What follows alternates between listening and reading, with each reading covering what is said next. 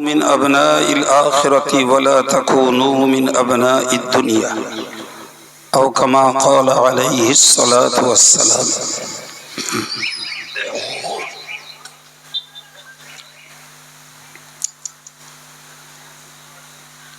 সম্মানিত উলামায়ে কেরাম,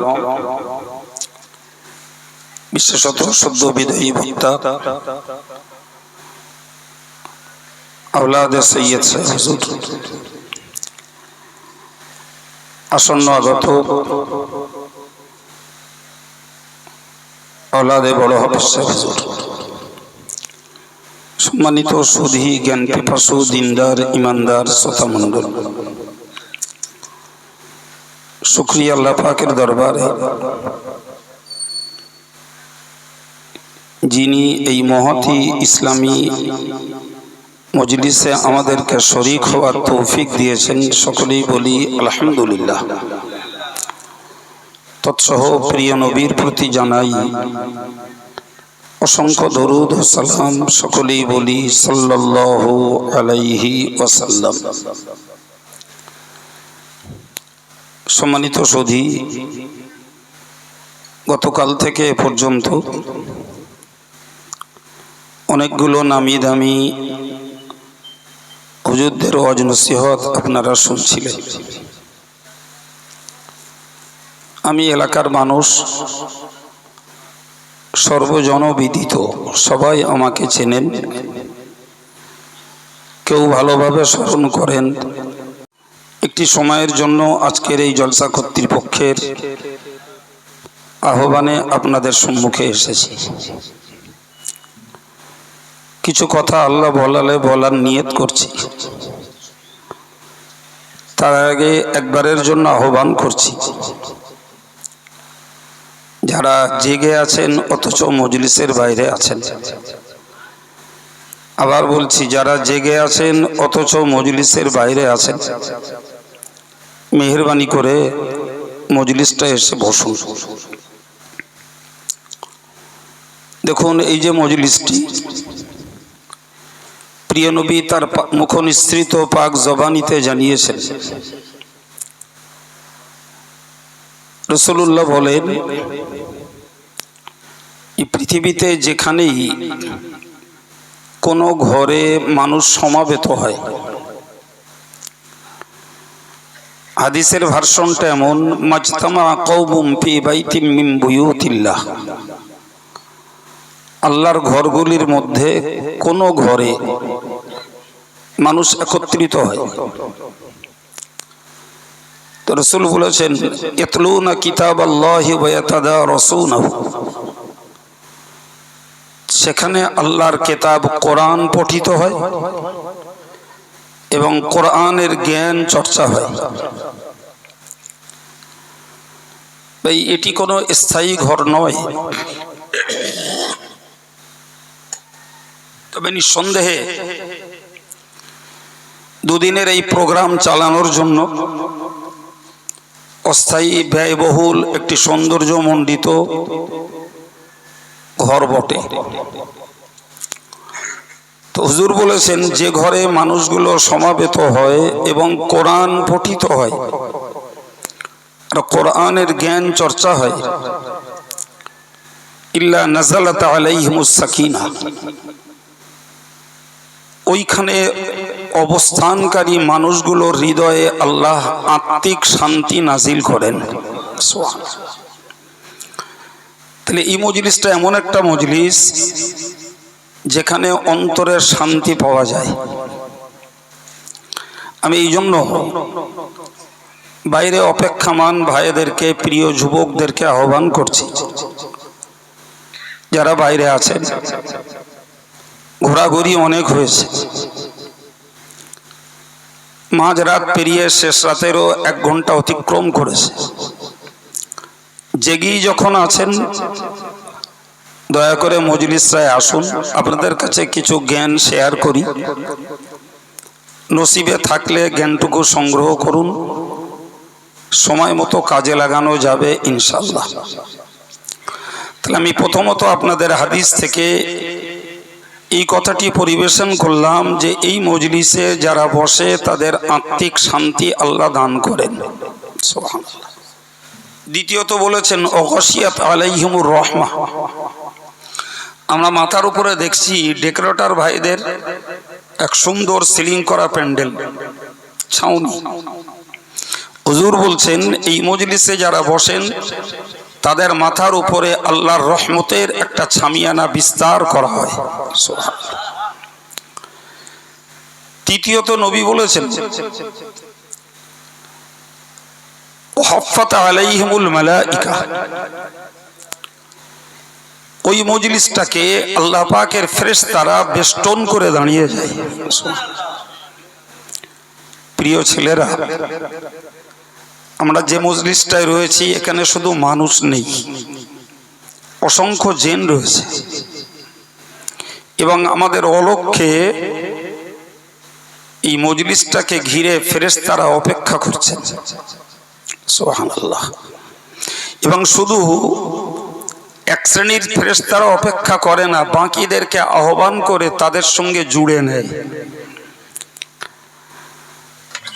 তাহলে এ মজলিস অন্তরের শান্তির মজলিস, এ মজলিস আল্লাহ পাকের রহমত ঝরা একটি মজলিস, এটি ফেরেশতাদের ঘেরা টোপের একটা মজলিস। সুতরাং এর আদব, এর বিনয় বজায় রাখা মানব সমাজের জন্য একান্ত কর্তব্য। আমরা যদি বিশৃঙ্খল করি, আমরা যদি চঞ্চল হই, আমরা যদি নীরবতা অবলম্বন পরিবর্তে গল্প গুজবে কথাবার্তায় মজলিসটাকে যদি সারগরম করি, হয়তো কর্তৃপক্ষ কিছু বলবে না, বক্তা কিছু বলবেন না, কিন্তু আল্লাহর ফেরেশতাদের নজরে ধরা পড়বে যে আমরা বেয়াদবি করছি।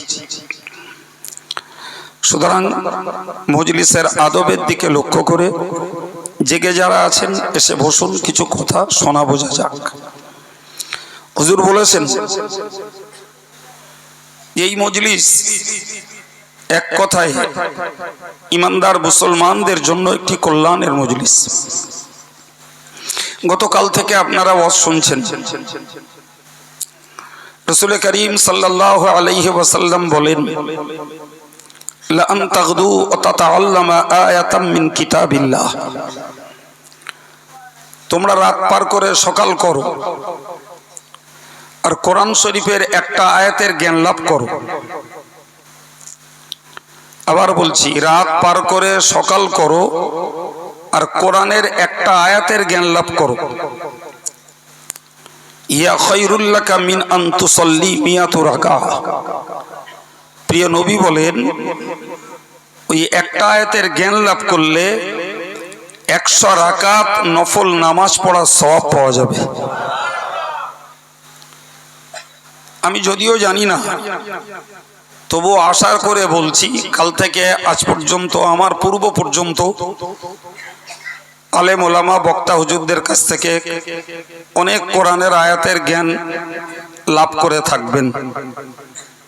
বাকিটা ভালো খবর আল্লাহ জানেন, আমি জানি না। তো যদি একটা আয়াতের জ্ঞান লাভ করা হয়, রাসূল বলেছেন 100 রাকাত নফল নামাজ পড়ার থেকেও কোরআনের একটি আয়াতের জ্ঞান লাভ করার শ্রেষ্ঠত্ব বেশি। সুবহানাল্লাহ। আর কোন ব্যক্তি যদি ওই আয়াতটাকে আমল করার নিয়ত করে জ্ঞান লাভ করেন, তাহলে একটা একটা আয়াতের বিনিময়ে ইয়া খায়রুল লাকা মিন আন তুসাল্লি আলফ রাকাত, 1000 রাকাত নফল নামাজের সওয়াব পাওয়া যায়। ফলে এই মজলিসটা রংলা নয়, এই মজলিসটা সৌন্দর্যের জন্য নয়, এই মজলিসটা দুনিয়ার আদার্স কোনো ফাংশন, কোনো অনুষ্ঠান নয়। এটি গোনা ঝরার একটি মজলিস, এটি সওয়াব কামাইয়ের একটি মজলিস, এটি নিজের জীবন গড়ার জন্য জ্ঞান লাভের একটা মজলিস, এটি আল্লাহ পাকের রহমতের একটা মজলিস, এটি ফেরেশতাদের দোয়া পাওয়ার একটি মজলিস। সুবহানাল্লাহ বলে। সর্বোপরি এই মজলিসের হক আদায় করলে মানুষের অন্তরটা প্রশান্তি পায়, কারণ কোরআনের প্রকৃত বক্তব্য অনুযায়ী এটা একটি জিকিরের মজলিস। সুবহানাল্লাহ বলেন। কোরআন শরীফে আল্লাহ বলেছেন ওয়াযাক্কির ফাইন্না যিকরা তানফাউল মুমিনিন। ওগো নবী, তুমি উপদেশ দাও, তুমি ওয়াজ করো, নসিহত করো, তোমার নসিহত ঈমানদারদের উপকারে আসবে। সুবহানাল্লাহ। সেখানে যে শব্দটি ব্যবহার হয়েছে সেটি হলো ওয়াযাক্কির। তার মানে ওয়াজের মজলিসগুলো হলো প্রকৃতপক্ষে জিকিরের মজলিস। আর আল্লাহ পাক কোরআন শরীফে বলেছেন আলা বিযিকরিল্লাহ তাতমাইন্নুল কুলুব। অশান্ত মন, চঞ্চল হৃদয়, টেনশনেবল হৃদয়, মানুষের মনে রয়েছে অস্থিরতা, রয়েছে দুশ্চিন্তা, রয়েছে অনেক রকমের বোঝা আর প্রেসার। প্রিয় মহান আল্লাহ বললেন আল্লাহর জিকিরেই রয়েছে একমাত্র অন্তরের শান্তি। একটু মহব্বত করে বলেন। তাহলে সত্যকারের যদি এটিকে আমরা একটি জিকিরের মজলিস হিসাবে বিশ্বাস করতে পারি, এর ভিতর দিয়ে আমরা লাভ করতে পারি মনের শান্তি। কথাটি আমার নয়, কথাটি আল্লাহর। কিন্তু যদি এটাকে আমরা কোনো গতানুগতিক ভাবধারা, এটাকে যদি শুধু ঘটনার কাহিনীর পরিবেশ বানাই, এটাকে যদি শুধু দোকান পসারির খাবার কেনার, খাবার বিক্রি করার পরিবেশ বানাই, এটাকে যদি ঘোরাফেরার চলাফেরার একটা মেলা বানাই, এটাকে যদি গল্প গুজবের আসর বানাই, আল্লাহ বেহতার জানেন রহমতের পরিবর্তে গজবের ভয় আছে। শান্তির পরিবর্তে অশান্তির বাতাবরণ তৈরির ভয় আছে। ফেরেশতাদের দোয়ার পরিবর্তে বদদোয়া পাওয়ার আশঙ্কা আছে। ঠিক না ভুল? সুতরাং আমি আবার একবার অনুরোধ করছি, যারা জেগে আছেন, বিশেষ কোনো কাজে জড়িয়ে নেই, মেহেরবানি করে মজলিসটাতে বসুন। মেহেরবানি করে মজলিসটাতে বসুন, মনের কিছু খোরাক জোগাড় করুন। দেখুন আল্লাহ বলেছেন যে বিযিকরিল্লাহি তাতমাইন্নুল কুলুব। আল্লাহর জিকিরের মধ্যে রয়েছে আত্মার শান্তি। ভাই, এই যে ইলমি আলোচনা, কোরআন হাদিসের সমন্বয়ের কথা, এটি প্রকৃতপক্ষে জ্ঞান চর্চা, এটি প্রকৃতপক্ষে আমাদের মনের শান্তির ওসিলা। আল্লাহ আমাদের সকলকে তার রহমতের ওই শান্তি নসিবে মঞ্জুর করেন, বলুন আমিন।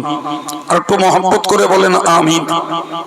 সম্মানিত ভাইরা আমার, আমি কোরআন শরীফের একটি আয়াত আপনাদের কাছে পরিবেশন করেছি, তার তাফসীর স্বরূপ একটি হাদিস শরীফ বলেছি। ওই আয়াত এবং হাদিসকে সামনে রেখেই কিছুক্ষণ কথা বলবো। ভাই, শুরুতেই বলি, ভাই বাঁকড়ার 28-29 কার্তিকের আর অথবা 29-30 কার্তিকের একটা এলাকা জুড়ে একটা সবরব আছে, মানুষের কাছে একটা পরিচিতি আছে, মানুষ এই সভাটার প্রতি আকৃষ্ট। আলহামদুলিল্লাহ, নিশ্চিত এটি অনেক দিনের একটা সুবার্তা। না ভুল বললাম? একদিনে এই সুবার্তাটা তৈরি হয়নি, অনেকদিন সময় লেগেছে। তবে বাঁকড়ার এই সভাটি মানুষের হৃদয়ে একটা জায়গা করেছে।